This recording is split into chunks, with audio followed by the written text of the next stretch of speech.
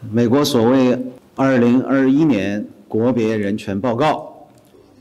The China-related content in the so-called country reports on human rights practices and the remarks of Secretary of State Blinken distort facts, confuse right with wrong, and are full of political lies and ideological biases.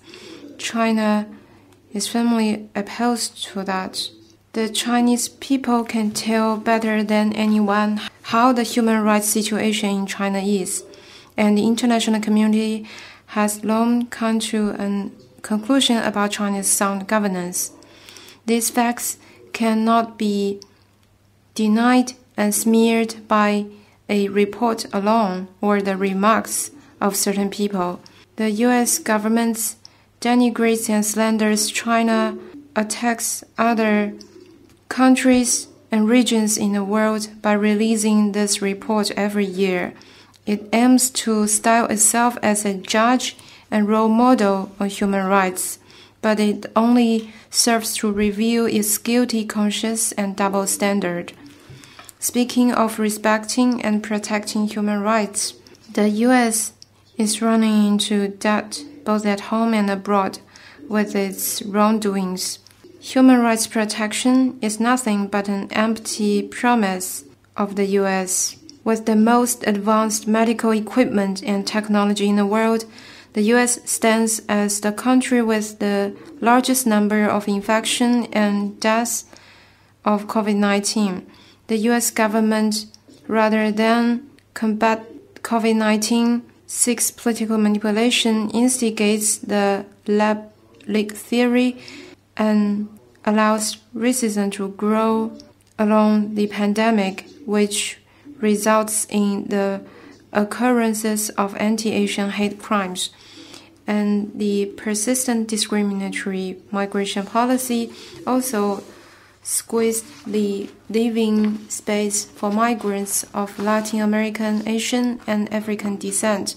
The policy of separating migrant children from their families, extended custody, cruel torture, forced labor, and other inhumane treatments gravely threaten the life, dignity, and freedom of migrants, and the pervasive gun violence, denial of justice, and prisoner abuse have made American people live in fear, and they are worried about their security. Human rights protection is an excuse the U.S. government uses to cover up its agenda for hegemony. The subversion and wars launched by the U.S. have led to a large number of refugees, including 2 million in Afghanistan, Iraq, and Syria alone. The so-called war on terror, waged by the U.S., have claimed over 900,000 lives. In the military operations in Afghanistan, the U.S. not only killed 100,000 people, but also looted $7 billion life-saving money of the Afghan people. The U.S. network of black sites across the globe created human rights tragedy, and that is opposed by the international community. At a time when the world economy is languishing as a result of COVID-19, U.S. still using human rights as an excuse to pressure and threaten countries by imposing sanctions. This has aggravated human rights crisis and also endangered world economic recovery and stability of industrial and supply chains. The U.S.